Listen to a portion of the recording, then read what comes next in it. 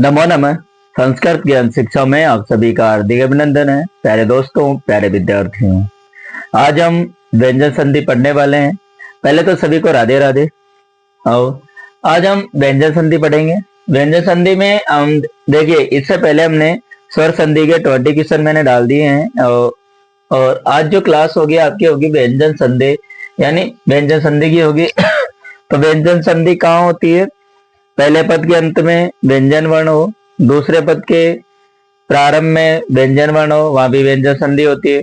एक स्थिति होती है कि प्रथम वर्ण के अंत में स्वर वर्ण हो और द्वितीय पद के प्रारंभ में व्यंजन वर्ण हो, वहां भी व्यंजन संधि होती है। और एक होती है पहले पद के अंत में व्यंजन और दूसरे पद के प्रारंभ में स्वर, तो वहां भी व्यंजन संधि होती है। ठीक है, आगे करते हैं हम। व्यंजन संधि अपर नाम है। इसमें पूछा गया है प्यारे साथियों कि व्यंजन संधि का जो अपर नाम है, अपर का मतलब होता है कि दूसरा नाम, दूसरा नाम क्या है? तो देखिए, अच ये तो स्वर संधि का है।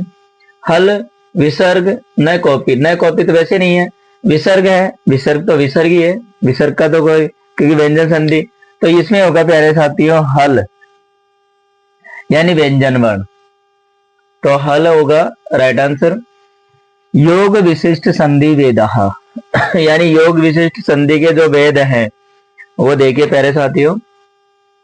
सतुत्व संधि है, ष्टुत्व है, जसत्व नहीं है, ये नहीं है, तो इसमें होगा राइट आंसर होगा अ और ब, यानी योग विशिष्ट संधि है वो सतुत्व संधि है जो सकार और तयवरक के स्थान पर सकार और चयवरक होता है।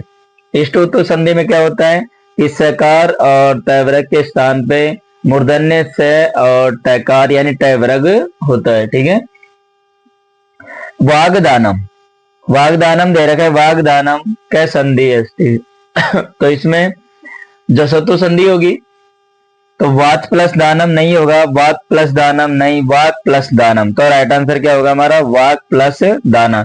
ये वाग उसमें रेट में भी आया हुआ था कि वाग, तो वहां वाग वाग वाग किसके स्थान पर प्रयोग किया गया था? वाक यानी वाणी के स्थान पे।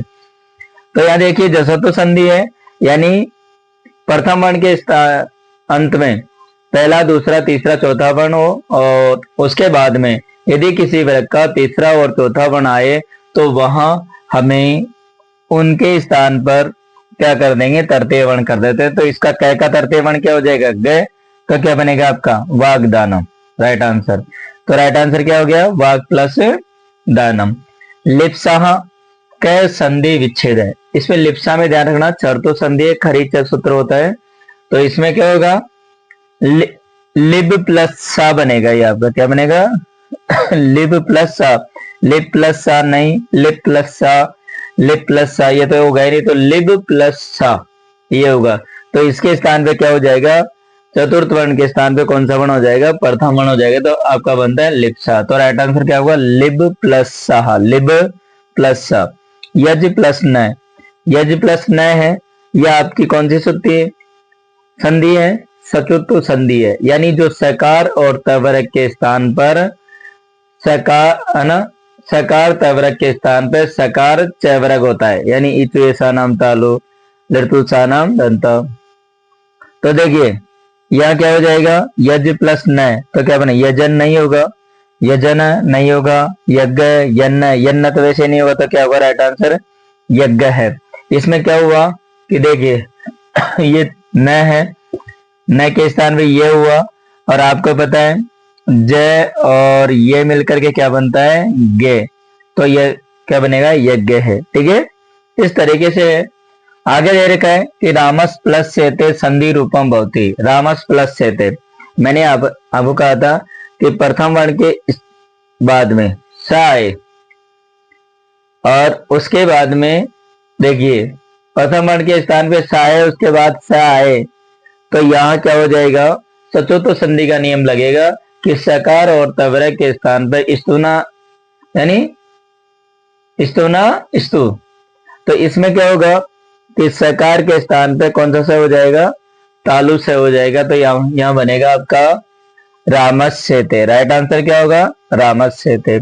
जसत्व अत्र का विच्छेद है। देखिए जसत्व में क्या है? कि चतुर्थ संधि नहीं होती है, क्योंकि इसका जस प्लस त्वम जसत्वम बनता है। जैसे एक उदाहरण और देता हूं मैं आपको, जैसे प्रस प्लस न, तो क्या बनेगा ये आपका प्रश्न है। क्या बनेगा?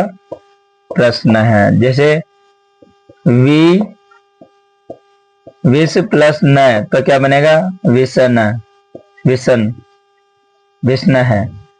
ठीक है, इस तरीके से होगा ये आपका। ठीक है, आगे देखना।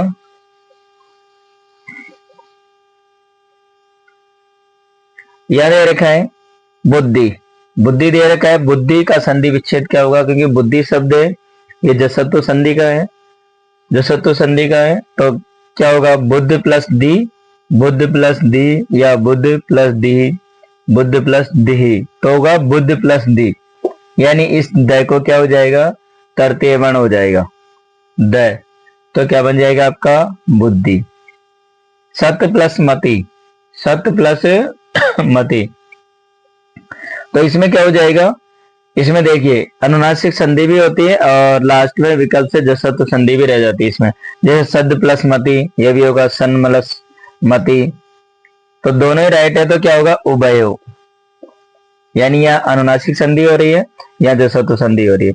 मन प्लस सेते, इसमें ध्यान रखना प्यारे साथियों, इसमें जो संधि है वो है आपकी अनुस्वार संधि। कौन सी संधि होगी? अनुस्वार संधि।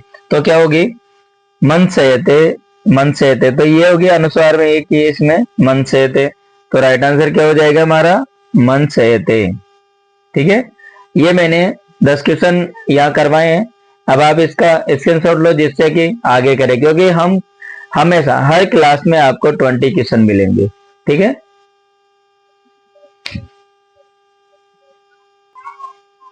चलो साथियों आगे देखते हैं हम 11 नंबर से।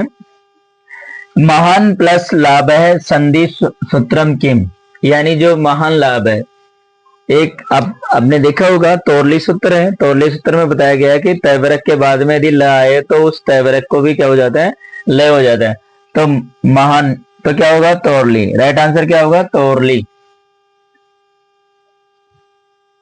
अबजम संधि विच्छेदम अस्ति, अबजम, तो अप प्लस जम, अब प्लस जम, और अब प्लस जम, अत प्लस जम, तो इसका राइट आंसर क्या हो जाएगा आपका? अप प्लस जम, यानी प्रथम वर्ण के स्थान पे तृतीय वर्ण हो जाएगा इसमें। ठीक है, जलाम जसोन्ते सूत्र से उदाहरणम नास्ति, यानी जलाम जसोन्ते सूत्र का उदाहरण नहीं है। सुबंत सुप प्लस अंत है, तिबंत तिब, यानी तिब प्लस अंत है, और अच प्लस अंत है, यानी तीनों में तो जलाम जसवंत उदाहरण से जसत्व संधि होती है, लेकिन तिगंत में नहीं होती है। ये आपको ध्यान में रखना। तो राइट आंसर क्या होगा? तिगंत है। उत प्लस आर है संधिर अस्ति, तो देखिए उत प्लस आर है, उदाहरण भी बनता है, यानी द के स्थान पे तृतीय वर्ण, और है को क्या कर देते हैं हम? चतुर्थ वर्ण में परिवर्तन कर देते हैं। तो उद्धार है और उदहार है, तो उभय दोनों ही राइट आंसर है इसमें। धर्मम चर का संधि, यानी धर्मम चर में कौन सी संधि है? तो धर्मम चर, देखिए इसका मतलब अनुस्वार संधि है, तो राइट आंसर क्या हो जाएगा? अनुस्वार। अनुनासिक नहीं होगा, सुडागम नहीं होगा, प्रस्वन नहीं होगा, क्या हो जाएगा आपका? अनुस्वार है। याच प्लस ना किम संधि रूपम, याच प्लस ना का संधि रूप क्या होगा? या न के स्थान पे क्या हो जाएगा? ये हो जाएगा, तो क्या बनेगा? यांचा, तो राइट आंसर यही होगा, ये वाला नहीं होगा, ध्यान देना आप। ठीक है, ये वाला होता है, ये वाला होता है, क्योंकि अधिकतर हम इसको कर देते हैं, लेकिन इसका जो रूप होता है वो ऐसे बनता है। देखो इसका रूप इस तरीके से बनता है, तो ये तो होगा ही नहीं। ठीक है, आगे देखना। शत्रुन प्लस जयति किम रूपम, शत्रुन प्लस जयति, तो देखिए इसमें वही हो जाएगी, अनुनासिक संधि होगी। ठीक है, तो क्या होगा? शत्रुन प्लस जयति, शत्रुन जयति। वागरी वैकल्पिक रूप, यानी जो ये वागरी है इसका वैकल्पिक रूप क्या होगा? तो इसका वादरी यानी इसका है का है भी रह जाता है, तो राइट आंसर यही होगा वागही। वैकल्पिक रूप ये है और इस तरीके से होता है, ठीक है। वांग्मयम यानी जो ये वांग्मय है, वांग्मय का संधि रूप क्या होगा? तो देखिए, अनुस्वार संधि, अनुनासिक संधि, अनुस्वार प्रस्वन संधि और गमोडागम संधि।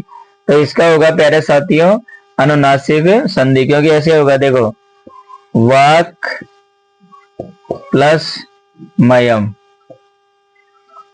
यानी इस प्रथम वर्ण को कौन से वर्ण में, पंचम वर्ण में चेंज कर देंगे तो वांग्मयम बन जाता है आपका। इस तरीके से ये हो जाएगा वांग्मयम। तच्छ्रुत्वा, तच्छ्रुत्वा इत्यत्र संधि विच्छेद। तच्छ्रुत्वा, तो इसका देखिए, तद प्लस श्रुत्वा, श्रुत्वा और तद प्लस श्रुत्वा, तद प्लस श्रुत्वा न कॉपी। तो इसमें होगा तद प्लस श्रुत्वा, यानी तद प्लस श्रुत्वा। इस द को छ हो जाएगा और इसमें जो स है उसको क्या हो जाएगा, छ हो जाएगा, तब जाकर के आपका बनेगा तद श्रुत्वा, ठीक है। इस तरीके से आज हमने प्यारे साथियों ये व्यंजन संधि में 20 क्वेश्चन कंप्लीट किए हैं और अब हमारी जो बची हुई है वो है इसमें संधि में विसर्ग संधि के 20 क्वेश्चन बचे हुए हैं। प्यारे साथियों, मेरे चैनल पर यदि आप नए हैं तो मेरे चैनल को सब्सक्राइब करना ना भूलें, जरूर करें और क्लास को लाइक शेयर भी कर दें। मिलते हैं विद्यार्थियों अगली क्लास में, अगले वीडियो में। तब तक के लिए जय तु भारतम, जय तु संस्कृतम।